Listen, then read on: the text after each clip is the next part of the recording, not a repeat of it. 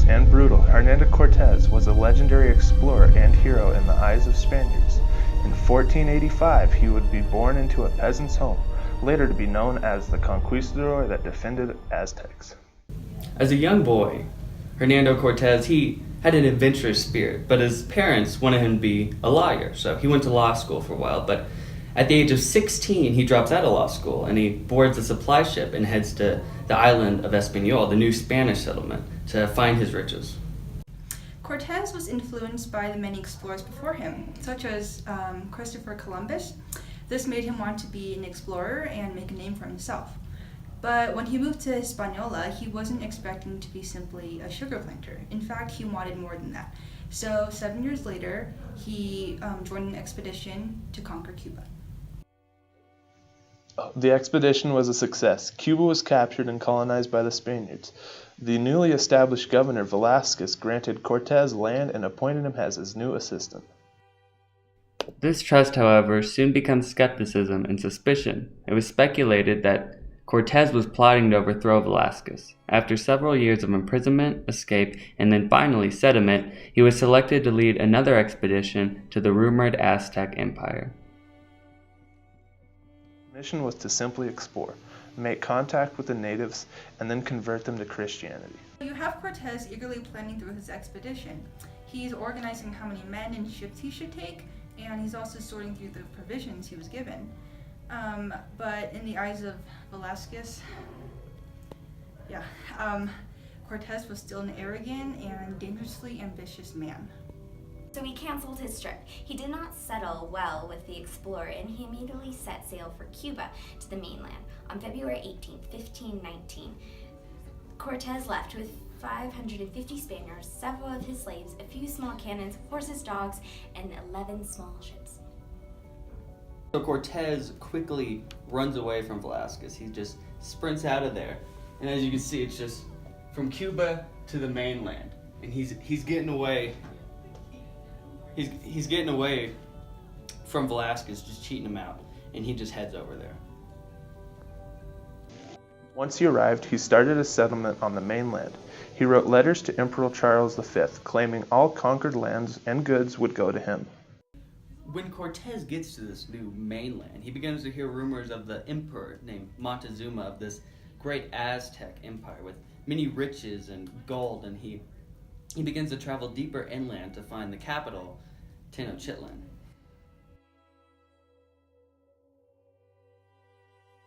The Aztecs strongly believed in a god named Quetzalcoatl, who taught them to read, farm, and sculpt. The god strongly opposed their sacrifice of human blood, causing him to be chased out by other gods. Quetzalcoatl promised to return at the end of one reed year, coincidentally the same time that Cortes arrived at Tenochtitlan. When Cortes reached Tenochtitlan, he was greatly impressed by the city itself. They had nice roads, the commerce was great, and there's a big diversity of population. The thing that appalled Cortes, however, was the religious side of the city.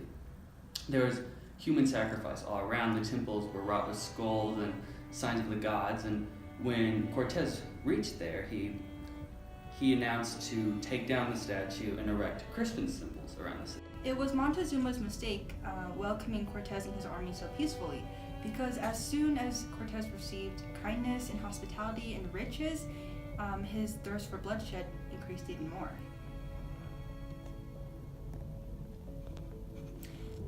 Some of Montezuma's people actually dismissed the myth, and they actually wanted to kill him. They didn't enjoy his presence, but before they could actually do anything, Cortes seized authority from Montezuma and put him under house arrest. So when Cortes leaves Tenochtitlan to his right-hand man, the revolution that the citizens were planning unleashed upon the city, and Montezuma, the emperor at the time, attempted to calm them down as the right-hand man was trying to help in that, aid in that. But the citizens began to see the emperor as foolish, as he was allowing the Spaniards to join in on the city. So they stoned Montezuma to death and put in his brother. Sometime later, he heard of a fleet sent by Velázquez that was sailing to shore. Most of his soldiers thought they were getting reinforced. It was clear to Cortes that it was not the case, and the fleet was sent to punish him. Suddenly, his greatest dilemma arrived. Either he was to stay and guard his new authority or battle his new foes. In the end, Cortes chooses to fight.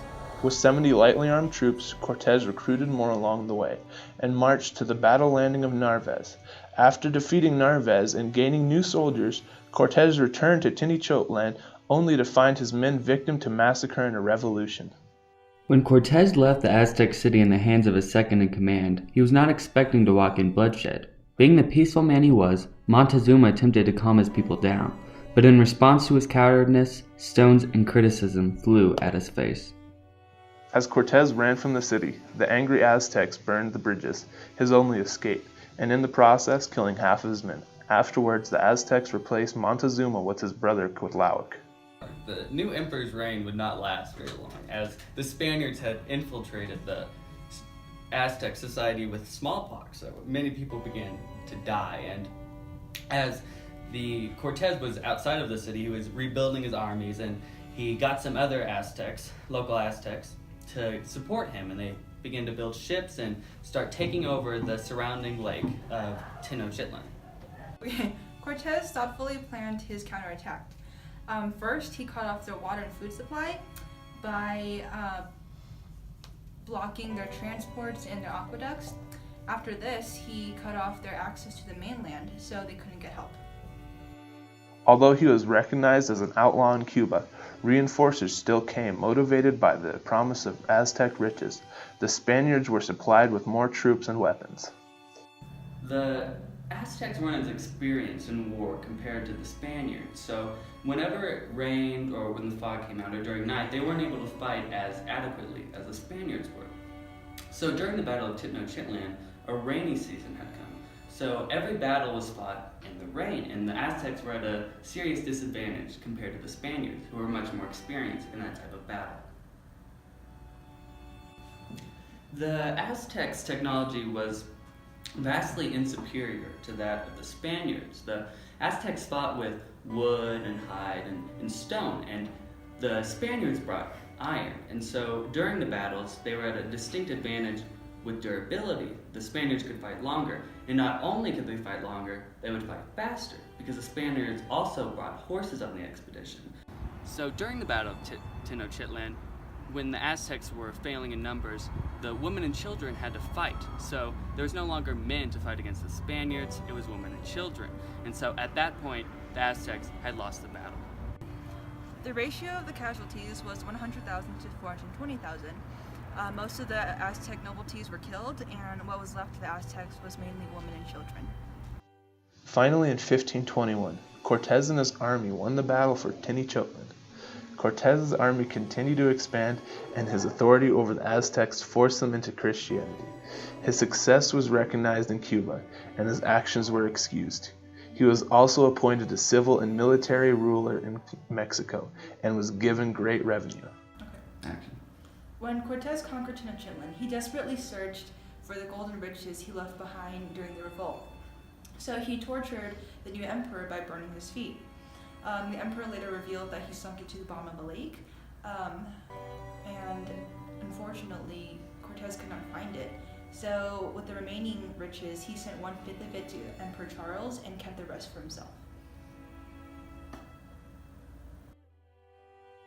After Cortes conquers Tenochtitlan, he sends a letter to Emperor Charles V, reading as such: "We had more trouble in preventing our allies from killing with such cruelty than we had in fighting the enemy.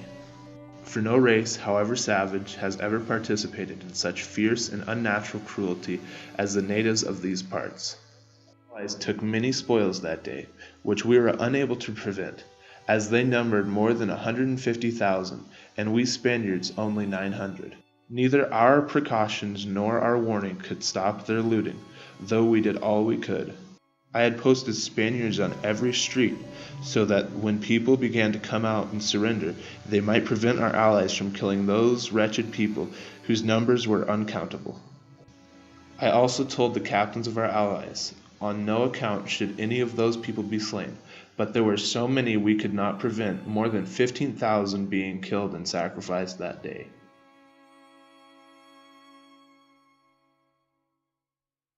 Even after this, Cortes still faced problems with his men.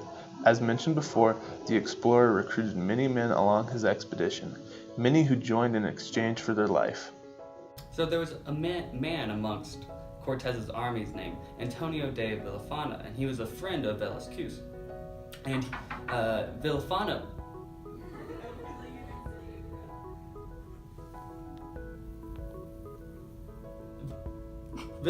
began to Villafana was Cortez sentenced Villafana to death well before the assassination took place, and he killed him. And then the other people who conspired with Villafana, they gotta stay alive. So Cortez got him. Every hero's story must come to an end. Hernando Cortes died in his hometown on December 2nd, 1547.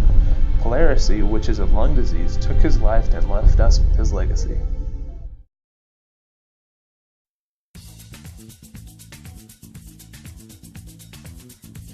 All the riches and hospitality, that actually I don't know.